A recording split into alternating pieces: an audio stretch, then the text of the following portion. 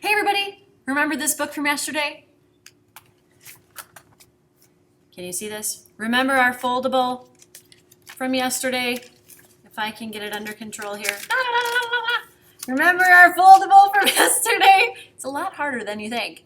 Well, we are going to continue to work with our foldable today, and we're going to continue to learn about circles. So with that said, sit back and enjoy a little drum roll, please. Circumference and the Dragon of Pi. Circumference and the Dragon of Pi, a math adventure. Written by Cindy Neuschwander, illustrated by Wayne Gehan. Circumference and his son Radius sat in the shade of a tree enjoying a delicious midday meal.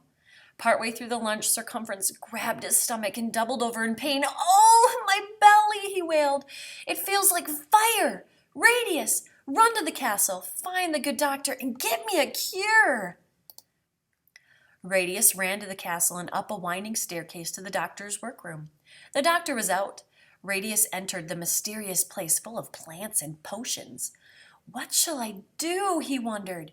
"Father is in great pain and I've got to bring him something." Radius looked at several bottles. He murmured, "This says fire belly. Father has a fire in his belly. Maybe this will cure it." Radius picked up the bottle and hurried back to Circumference. The knight gratefully took the bottle and gulped the liquid down. Kaboom! Circumference disappeared and a dragon now sat on the grass. "Ah!" screamed Radius. "Where is my father?" "Here," hissed the dragon, flames slithering out of its mouth. "Help me," it pleaded, and bleached puffs of smoke into the sky. "I feel beastly." His arms pedaled wildly as its tail thrashed back and forth. "Don't worry, Father, I'll get help," Radius called over his shoulder as he ran back toward the castle. The guards on watch had also seen the big explosion. When the smoke cleared, they saw the dragon and alerted everyone in the castle to danger. Plans were made. Messengers were sent across the countryside to ask nearby knights to come and vanquish the fire-breathing beast. "Mother, mother," called out Radius as he hurried into the castle. "There you are," answered his mother, Lady Diameter, looking relieved. "Come inside quickly, a dragon has been spotted nearby." "I know," Radius answered. "It's Father." Radius told his mother what had happened. "We must find another potion that will change your father back into himself." "I'll go look for the doctor," she said. "We don't have much time. The knights plan to slay the dragon tomorrow morning." Radius ran back to the doctor's workroom. He looked at drawings and notes. He peeked inside boxes and bags. He searched through book after book. Finally, he spotted a curious-looking container with a set of spoons and a poem. It might be the cure. The circles measure. Measure the middle and circle around. Divide so a number can be found. Every circle, great and small.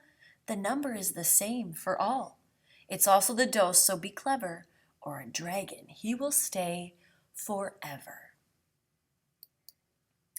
Measure the middle and circle around, thought Radius. I'll bet Geometry can help. Carpenters measure things every day. Geo was with his brother, Sim, when Radius arrived at their workshop. They were looking at a wheel Sim had made. "No matter where you look around the circle, the spokes go across the middle and cut the circle exactly in half," Sim said. "Such a lovely design," complimented Geo. When Radius heard across the middle and around the circle, he had an idea. He needed to go back and reread the poem. "Goodbye," he called as he rushed out. As he ran through the kitchen and saw his cousin, Ladyfingers, she was baking pies. She measured strips of dough into equal length with a span of her finger. "Help me finish the last pie, please," she pleaded. Radius thought about Sim's wheel. He arranged the strips on the pie like the spokes. There were 3 strips left over. He draped them around the rim of the pie pan. 1, 2, 3 strips go almost all the way around the edge. "Pinky, may I have a little more dough?" asked Radius.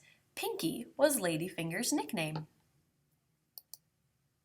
Ladyfingers handed him another strip of dough. Radius folded it in half, but half was longer than he needed. He folded it into quarters, but even a quarter of the piece was too long. He folded it in eighths, and an eighth was almost right. Almost, but not exactly.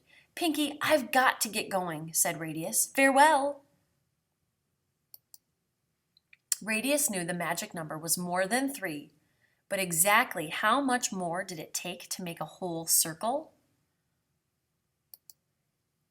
Back in the workshop, Radius found Geo's measuring tape, a long strip of cloth marked in inches. He measured 49 inches across the middle of a wheel and 154 inches around the outside edge. 154 divided by 49 is 3 1/7, he figured out. Radius measured big wheels and small wheels. Every time, the distance around was 3 1/7 times the distance across. He stuffed the measuring tape into his pocket and ran off to the doctor's room. As Radius ran around a corner, he saw his mother coming toward him. "There you are," Lady Di cried. "I cannot find the doctor anywhere. What are we going to do?" "It's all right, Mother. I know what to do." He showed her how he figured out the magic number. He measured an onion slice, a basket, a bowl, and a round cheese. Lady Di drew some diagrams to show the measurements.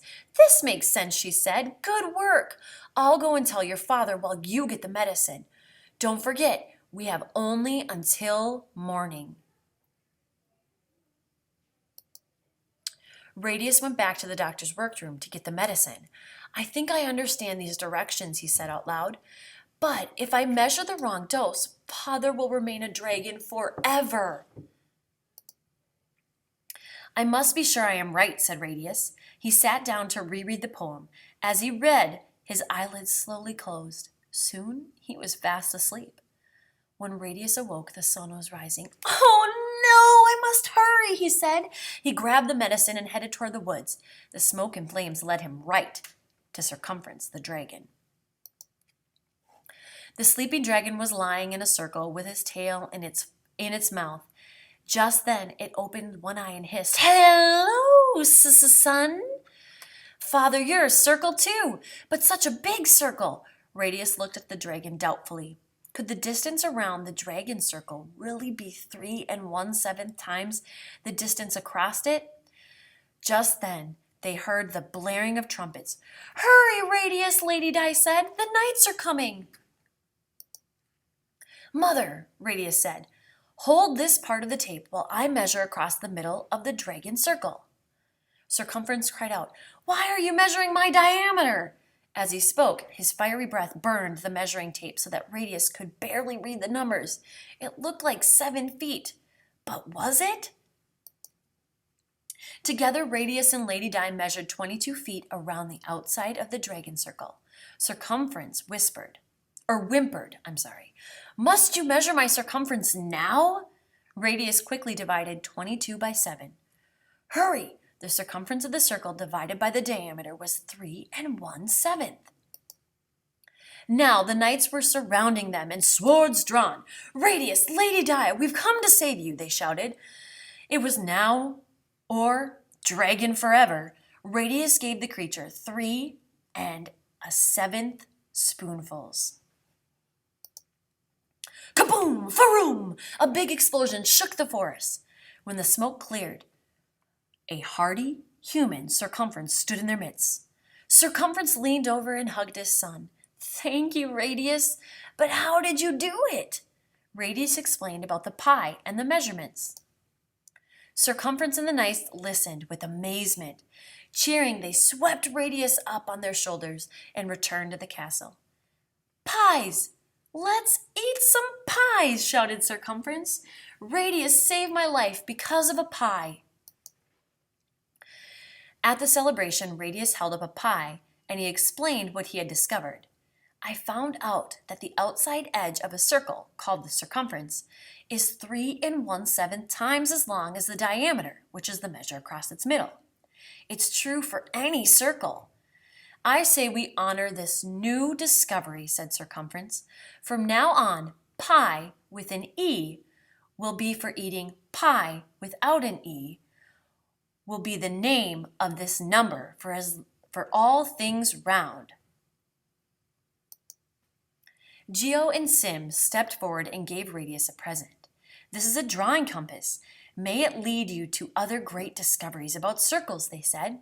And Radius had the seat of honor for the entire Pi celebration, which lasted 3 days, 3 hours, and 24 minutes.